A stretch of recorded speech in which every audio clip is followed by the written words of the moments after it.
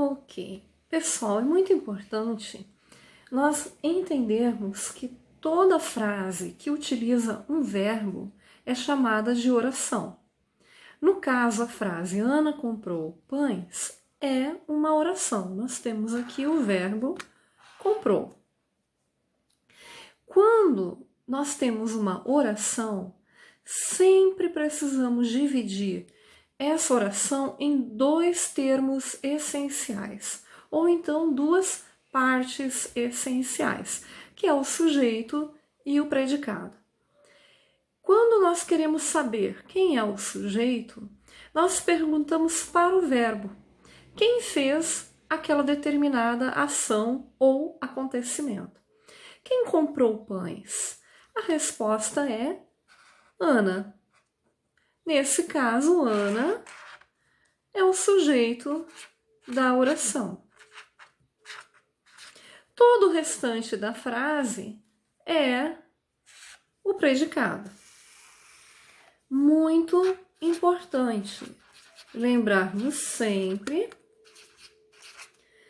que todas as palavras da oração precisam ficar ou dentro do sujeito ou dentro do predicado. Não pode sobrar palavras fora da oração.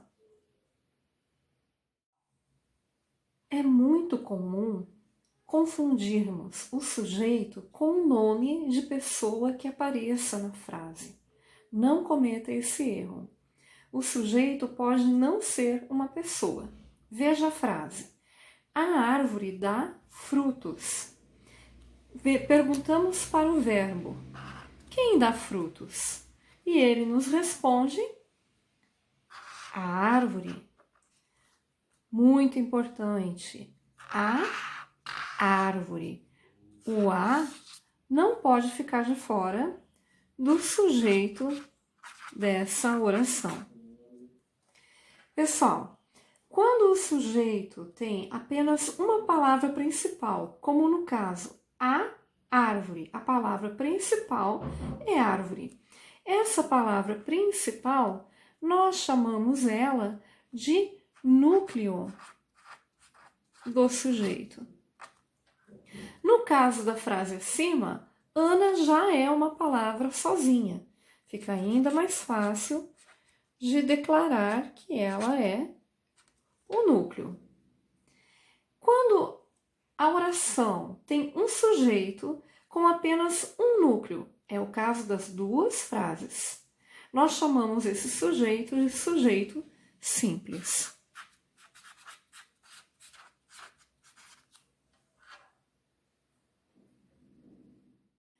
Observe essa outra frase. João e Pedro correm hoje. Vamos repetir o processo para encontrar o sujeito. Nós vamos perguntar para o verbo quem é que fez a ação. E ele vai nos dizer quem corre hoje? João e Pedro. Nesse caso, nós temos duas palavras dentro do sujeito da oração, João e Pedro. São, portanto, dois núcleos. João é um núcleo e Pedro, outro núcleo. Poderíamos chamar de núcleo 1 e núcleo 2. Quando temos dois núcleos ou mais, por exemplo, poderia ser João, Pedro e Maria. Quando temos dois núcleos ou mais, esse sujeito é composto.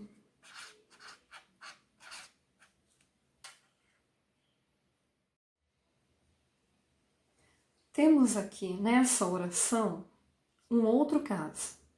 Sabemos que é uma oração porque nós temos o verbo. E se perguntamos para esse verbo, quem gosta de doces? Nós ficamos com a resposta que apenas o verbo nos indica, porque não tem nada escrito antes dele. Não tem um nome, não tem um personagem. não tem absolutamente nada, mas nós conseguimos saber que, por causa dessa terminação aqui, do M, né, que essa pessoa do verbo é a pessoa eles. Se a frase não tivesse o M, nós teríamos então ele ou ela gosta de doce.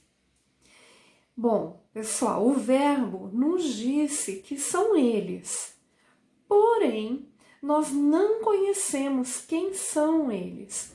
Nós chamamos esse sujeito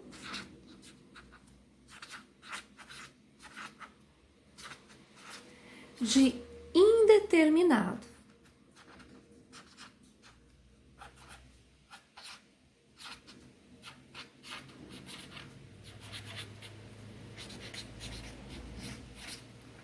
Por quê?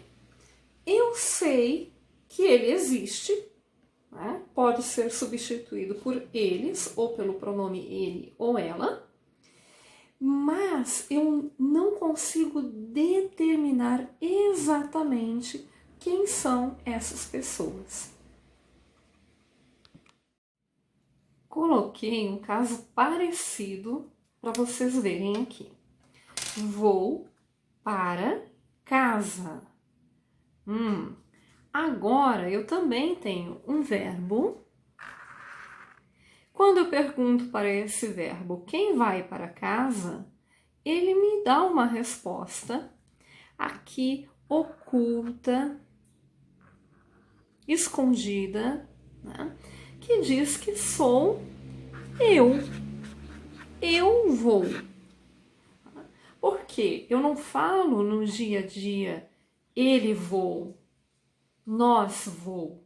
Quando eu uso vou, obrigatoriamente eu estou me referindo a eu mesmo.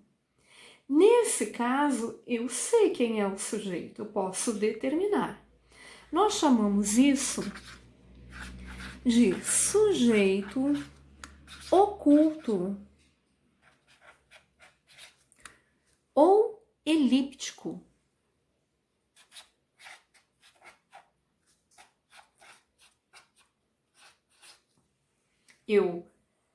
Ele não está escrito na frase, ele está subentendido dentro do verbo, mas eu posso saber quem é. Seria o mesmo caso se fosse, por exemplo, você vai para casa. Quando eu estou conversando com alguém, você, uma pessoa só, eu sei com quem eu estou falando. Nesse caso, ele é um sujeito oculto ou elíptico. Pessoal, essas três frases, elas fazem parte de um mesmo tipo, que é o tipo de sujeito inexistente.